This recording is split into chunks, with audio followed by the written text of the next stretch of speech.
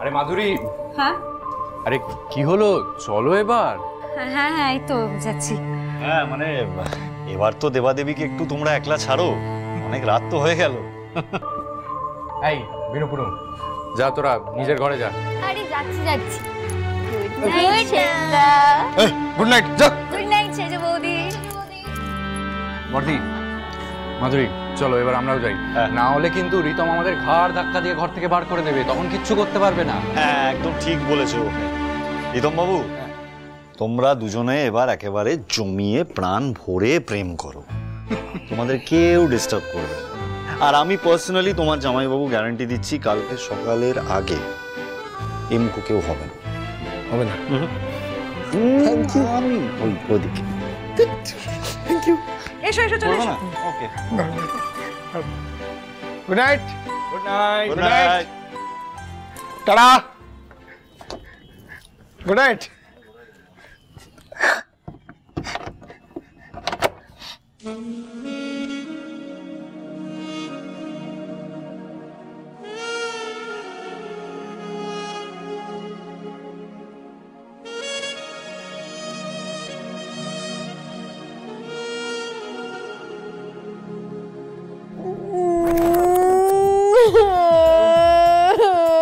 আরে কি হলো?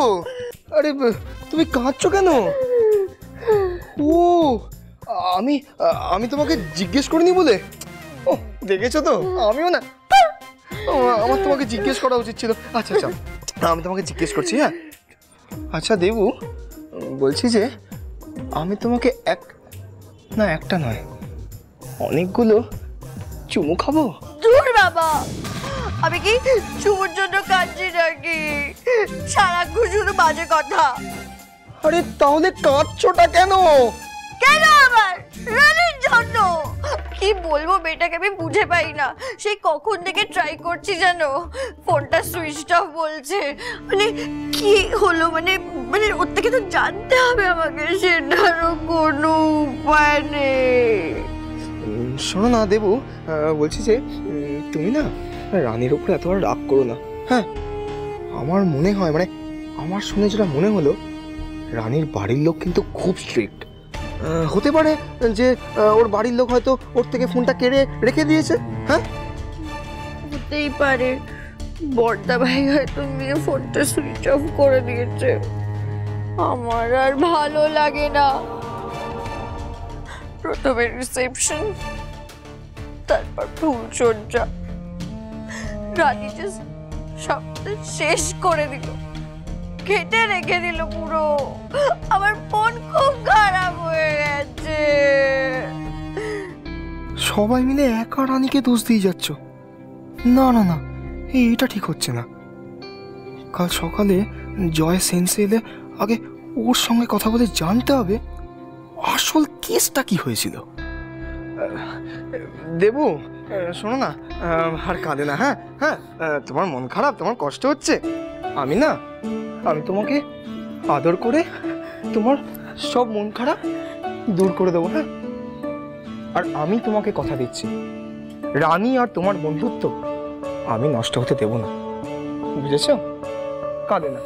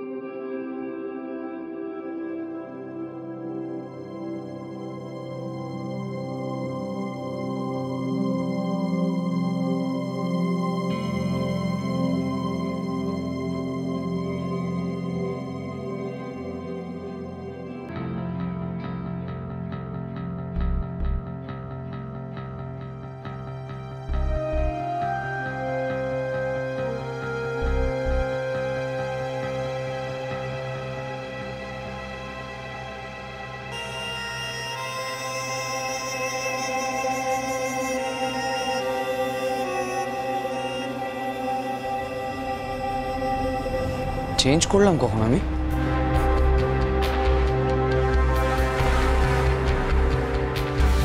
তোর সত্যি খুব রাগ হচ্ছে আমাকে দেখে আমি এখানে এসেছি বলে? দেখ তোর চোখ দুটো দেখে আমি এখনো বুঝতে পারছি যে তুই আমাকে খুব ভালোবাসিস।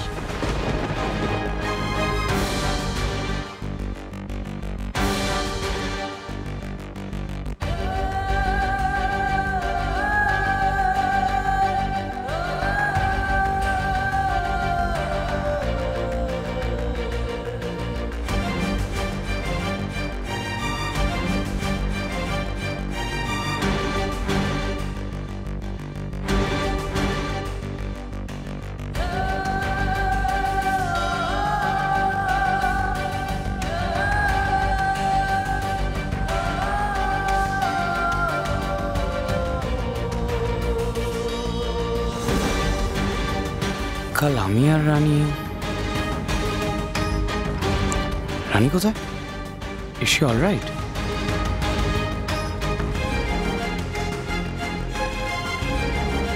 এই তো উঠে পড়েছিস তো, নে এই লেবু জলটা খেয়ে নে, একদম ঝরঝরে লাগবে দেখবি। কাল রাতে তো কিছু খাসনি, নে এটা খেয়ে নে। আর ব্রেকফাস্ট করছি, ফ্রেশ হয়ে নি, চ ব্রেকফাস্ট খাবি। মা, রানী কোথায়?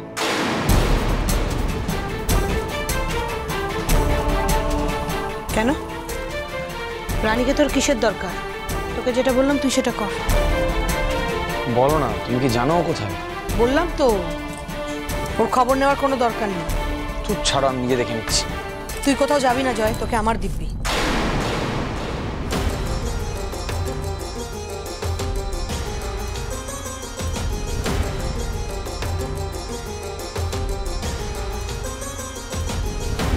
কি বলছো সকাল সকাল? বললাম তো আমার দরকার আছে রানীর সাথে। ওকে তুই পাবি না। কাল রাত্রে ওর বাড়ির লোক এসে ওকে নিয়ে চলে গেছে, ওই মেয়ে আর এখানে নেই। কি? আজ সকালে ওর বান্ধবীদের গাড়ি করে পাঠিয়ে দেওয়া হয়েছে। রানীর কথা ভাবারও দরকার নেই, ওর সাথে যোগাযোগ করারও দরকার নেই।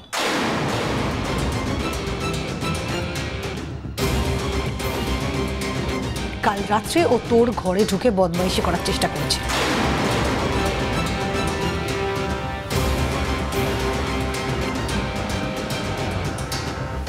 আমি ওকে যা শোনানো শুনিয়ে দিয়েছি।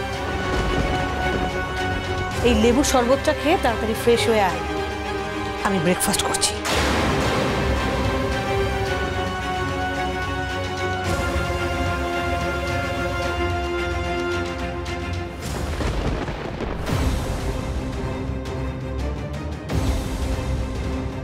কি বললো মা এসব? রানী বদমাইশি করার চেষ্টা করেছিল, সেটা আবার কি? আমি আরও তো একসাথে, আমি তো ঘুমিয়ে পড়েছিলাম। তারপর কি ঝামেলা হয়েছিল রানীর সাথে? রানীকে কি বলেছে সবাই মিলে? আর ওর বাড়ির লোককে নিয়ে চলে গেল কেন?